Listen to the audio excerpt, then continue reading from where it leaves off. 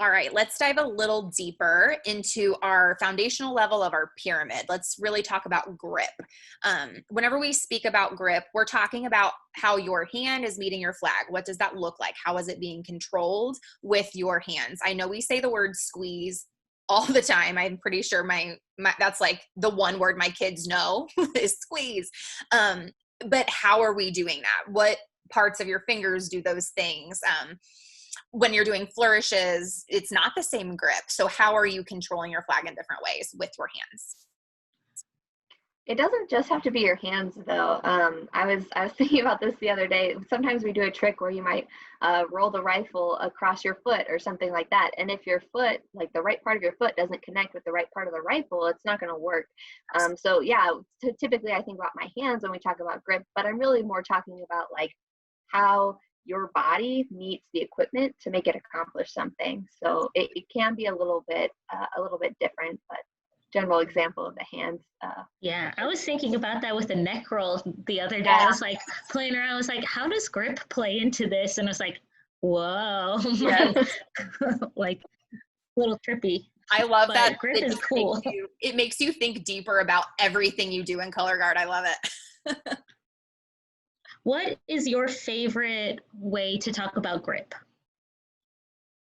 I like that. Tori, why don't we start with you? I know you love grip.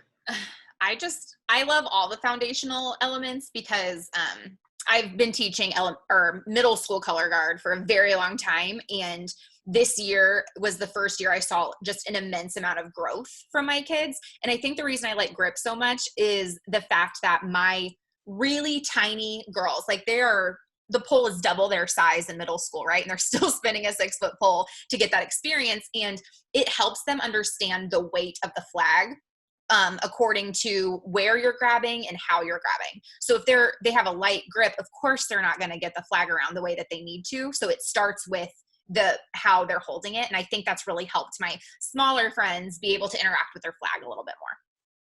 I love that. Rebecca, what about you? I always like started thinking about it is like your hand shape. Like we use like the taco grip for consecutives. We use like the OK grip for flourishes. And that's sort of like where I was using this without realizing it, I guess, originally. And then also like always talking about like, is your hand palm up or palm down? Like that always confused me on flag. Like, well, are your knuckles towards the audience or away? Like, I don't know. So I started really thinking about like which ways your thumbs are facing on flag. Like, is my thumb going towards the silk or is it going away from the silk? Because that's like a lot easier for me to understand than over or under if the flag's in a weird place.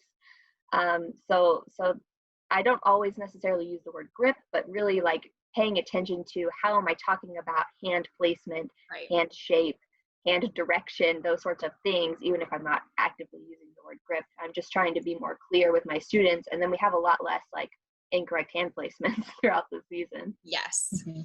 One of my favorite ways to use grip is talking about how like a grip changes in the middle of a motion. My favorite technique is thumb flips.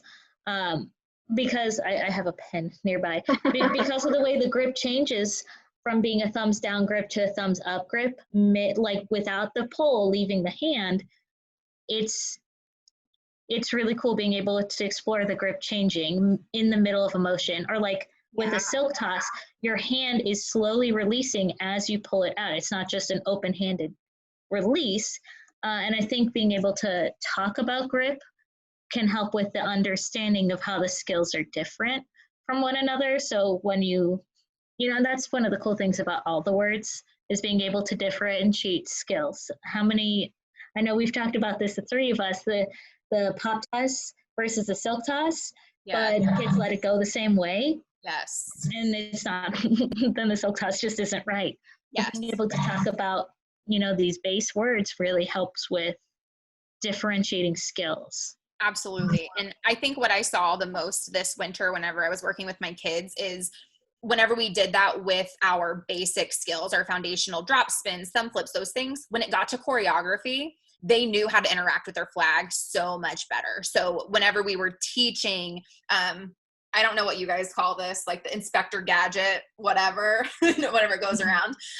It was helpful because you have a tight grip. Yes, you have a tight grip, but then you kind of have to loosen it up and only hold it with part of your fingers instead of your whole hand. If you have your whole hand, it's like it doesn't come around. So they got that the best that I've ever had a group get that, because they understood how to interact with their flag a little bit more. So I can't say enough good things about the word grip. And I know that sounds crazy, but like as educators, we just get really excited about how students are thinking differently about their flags, interacting, and understanding bigger concepts. So